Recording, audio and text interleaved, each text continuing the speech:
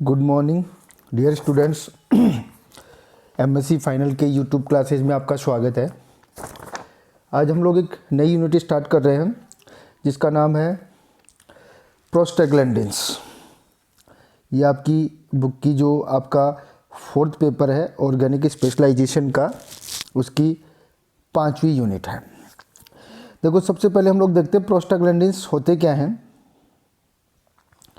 A series of closely related hormones which are derived from prostanoic acid is called prostaglandins।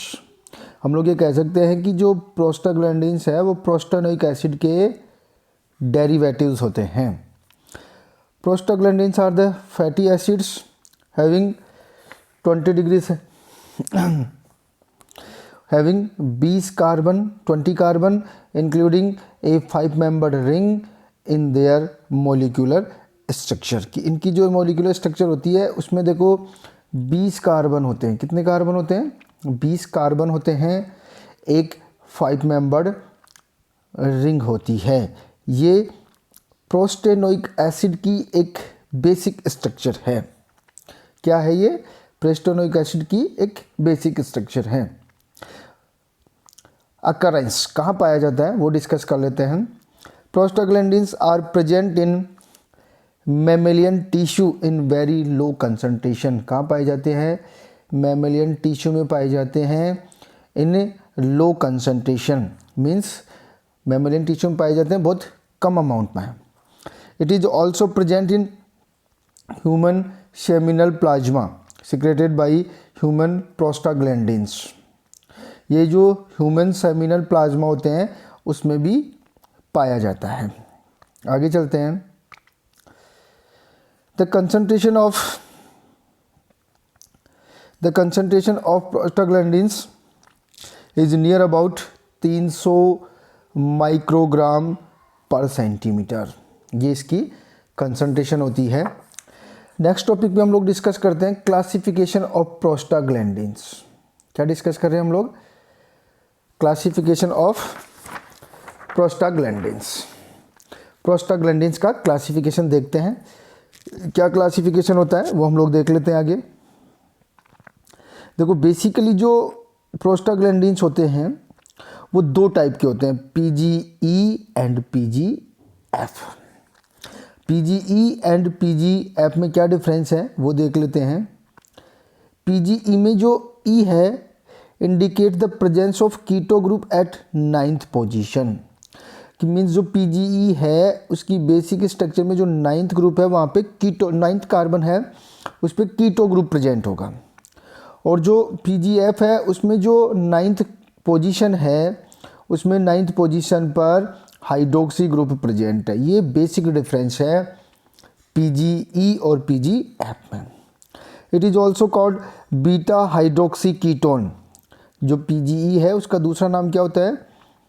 Also called beta hydroxy ketone. और जो PGF है उसका दूसरा नाम होता है, it is also called 1,3 dihydroxy compound. ये डाईहाइड्रोक्सी कंपाउंड होगा।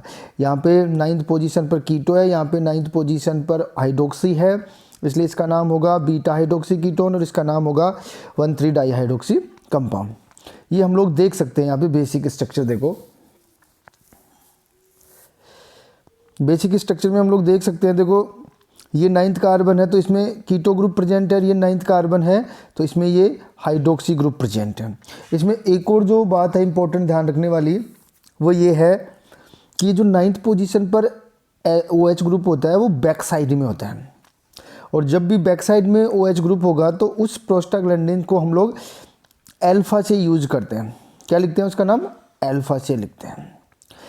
और एक और जो इम्पोर्टेंट बात है, ये जो पीजीई और जो पीजीएफ है वो बेसिकली प्राइमरी प्रोस्टाग्लैंडिन्स होते हैं।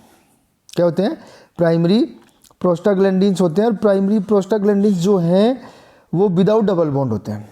क्या होते हैं वो? विदाउट डबल बॉन्ड होते हैं। जब हम लोग सेकेंडरी पढ़ेंगे तो और भी क्लियर हो जाएगा ये कंसेप्ट कि प्राइमरी और सेकेंडरी में क्या डिफरेंस है। तो बेसिकली हमने ये पता लगा लिया कि पीजीईएन क्या है और पीजीएफ एन अल्फा क्या है। अल्फा क्यों लिख रहे हैं पीजीएफ में वो समझ में आ गया, क्योंकि ये जो हाइड्रोक्सी ग्रुप है वो हमेशा अवे फ्रॉम द व्यूअर होता है, और जब अवे फ्रॉम द व्यूअर होगा तो आप वहाँ पे हम लोग यूज करते हैं अल्फा। ठीक है, आगे चलते हैं। देखो मैंने यहाँ भी लिख दिया है ये वाली line, the OH group at 9th position is lies at away from the viewer so we will use alpha. हम लोग अल्फा क्यों यूज करते हैं, दैट्स क्लियर। अब देखो जो एन हम लोग लिख रहे हैं उस एन का क्या मतलब है वो हम लोग देख लेते हैं। Here n indicate the presence of extent of unsaturation, मतलब अनसेचुरेशन की मात्रा को रिप्रेजेंट करता है, मीन्स उसमें कितने डबल बॉन्ड प्रेजेंट हैं। इफ एन बराबर 1 देन 1 डबल बॉन्ड प्रेजेंट, अगर एन बराबर 1 है तो एक डबल बॉन्ड होगा, और वो डबल बॉन्ड कौन कौन से कार्बन के बीच में होगा, कार्बन नंबर 13 और 14 के बीच में। This is very important.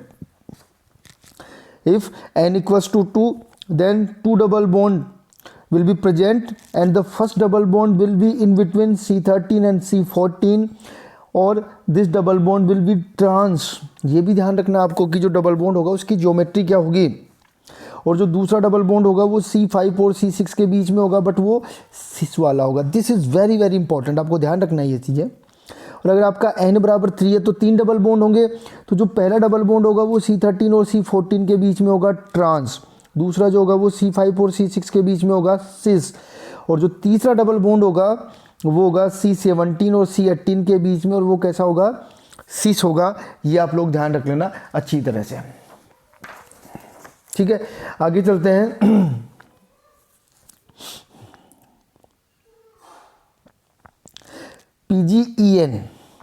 PGEN and PGNalpha are called primary prostaglandins, means वहाँ n बराबर 0 होगा, मीन्स उनमें कोई डबल बॉन्ड नहीं होगा, ये ध्यान रख लेना, वो एक बेसिक स्केलेटन होगा।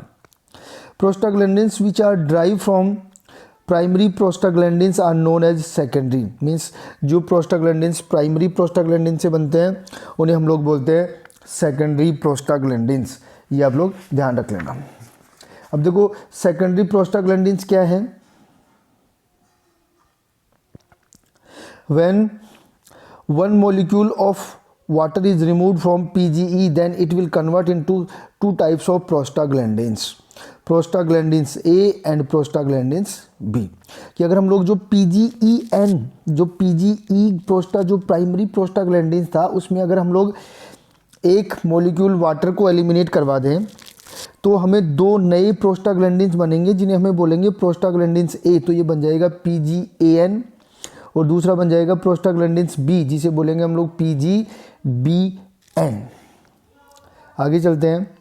देखो क्या किया है हमने, ये हमारा PG था और एक वाटर मॉलिक्यूल एलिमिनेट करवा दिया, तो एक वाटर मॉलिक्यूल एलिमिनेट कराया तो हो सकता है एक डबल बॉन्ड यहाँ पे आ जाए, क्योंकि जो OH था वो यहाँ पे था 11th पोजीशन पे, तो हो सकता है ये जो है कॉन्सेप्चुअल कंसेप्ट है वो, अगर हम लोग उसकी बात कर रहे हैं जैसा कि आपको ऊपर स्ट्रक्चर में दिखाया था मैंने, देखो हम लोग एक बार देख लेते हैं दोबारा से उस स्ट्रक्चर को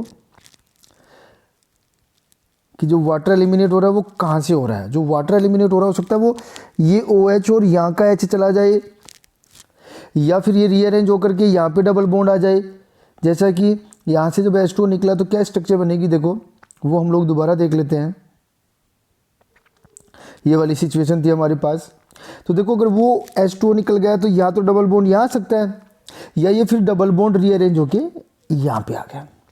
तो जब डबल बॉन्ड अगर इन दोनों के बीच में है, कार्बन नंबर 10 और 11 के बीच में है, उसे हम लोग बोलते हैं PGAN।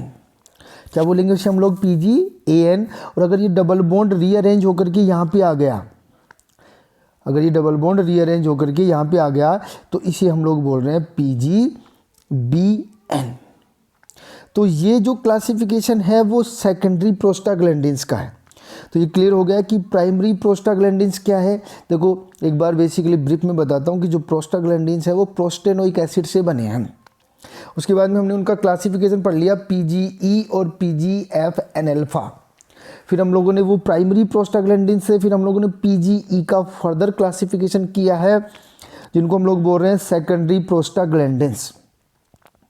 और सेकेंडरी प्रोस्टाग्लैंडिन्स फिर दो टाइप के होंगे, PGEAN और PGBN। ठीक है, देखो नेक्स्ट क्लास में हम लोग डिस्कस करेंगे structure, classification and nomenclature of prostaglandins. Structure, classification and nomenclature of prostaglandins. ठीक है, तो मिलते हैं नेक्स्ट क्लास में।